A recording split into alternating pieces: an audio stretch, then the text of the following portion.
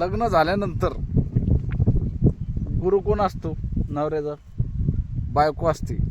हे आणा ती आणा, हे असं झालं ते तसं झालं, आमकं झालं तमकं झालं.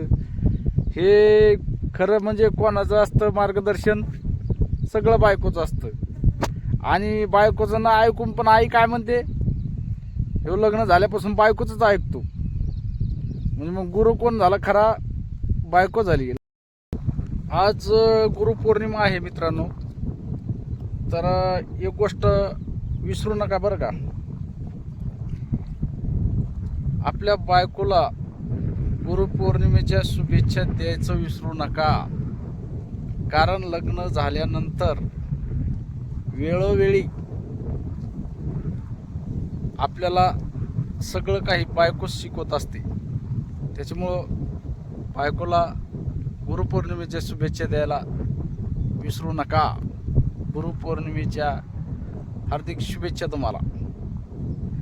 रे बघा आमचं खुरपणी चालू आहे शेतामध्ये. तुला गुरुपौर्णिमेच्या हार्दिक शुभेच्छा. काम करते म्हणून सकाळी 8 वाजता वावरात येऊ याच्यासाठी हार्दिक शुभेच्छा. नाही कसं आहे शुभेच्छा देतच नाही. का बरं देत नाही? घरी असल्यावर कोणी म्हणतं काही. आता तू मला खरं सांग, वावरात आणला. खरं सांग, लग्न झाल्यानंतर गुरु कोण असतो? नवऱ्याचा बायको असते. हे आणा ती आणा, हे असं झालं ते तसं झालं, आमकं झालं तमकं झालं. हे खरं म्हणजे कोणाचं असतं मार्गदर्शन? सगळं बायकोचं असतं. आणि बायकोचं ना ऐकून पण आई काय म्हणते? हे लग्न झाल्यापासून बायकोच ऐकतो. म्हणजे मग गुरु कोण झाला खरा? बायको झाली. लग्न झाल्याच्या नंतर सगळं बायकोच ऐकावं लागतं. असं असतं ते. त्याच्यामुळं गुरु आपला बायको पण आहे. त्याच्यामुळे बायकोला पण शुभेच्छा द्या. बरोबर आहे की नाही? हा बोल ना. आता बायकोचा विषय काढल्यामुळे आता थोडं बोलायला थोडं अवघडच जाईन. आता काय अवघड बदला त्याच्यामध्ये? मानलेला असतं. हा बोलला. मोठ्या माणसाला गुरु मानलेला. आता बायको सल्लेगार असते ना.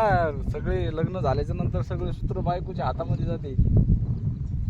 खरंय. बरोबर आहे की नाही? मंगळग्रह सुरू होते ते आहे ना काय धर्म. मंगळसूत्र टाकलं की मंगळ सुरू होतो माणसाच्या माग आणि बायकोच्या माग. बायकोच्या हातात सूत्र जाते सगळी.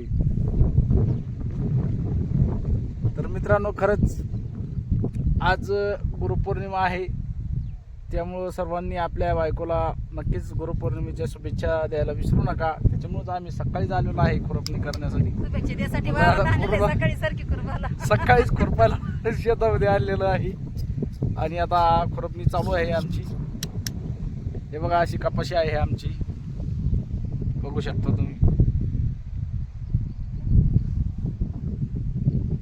बरी का? नक्कीच सांगा. तर मित्रांनो काय टेन्शन घ्यायचं नाही, आनंदात राहायचं मस्त एकदम. जोपर्यंत आहे तोपर्यंत खुश राहायचं माणसानं. बरोबर आहे की नाही? सुखात खुश राहायचं आणि दुखात खुश राहायचं, हसत राहायचं. अडी अडचणी सगळ्याच जायचं. दिवस काय बसून राहत नाही, बसून राहत नाही. त्यामुळे सदा खुशच राहायचं. एक दिवस बदलतच असतो. गरिबीत असलं तर आणि श्रीमंत झाल्यावर लाजायचं नाही. जसं आहे तसंच राहायचं. असलं तसंच राहायचं. टेन्शन नाही घ्यायचं. कोणी काही कोणाला नाव ठेवणार त्या ठेवतेच, पण आपापल्या पद्धतीनं राहायचं. ठेव द्या नाव ठेवणार. काहीतरी जीवन जगायचं हसून खेळून. बस माघारी किती का नाव ठेवत असतात.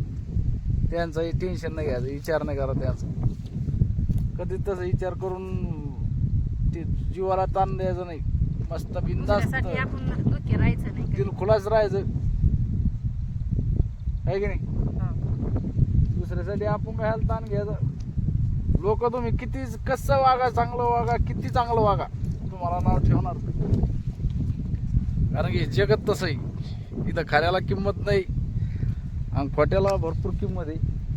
त्याच्यामुळे ताण घ्यायचं नाही. आपण आपला आनंदात राहायचं आपल्या कुटुंबासोबत, आपल्या लेकरा बाळासोबत. काय नाही 4 दिवस चांगले. इमानदारी सोडायची नाही. इमानदारी कधीच सोडायची नाही. जे आहे ते आपलं रिअलमध्ये राहायचं. तर चला मित्रांनो, तुम्हाला गुरुपौर्णिमेच्या हार्दिक शुभेच्छा. धन्यवाद. बोलायचं का तुला?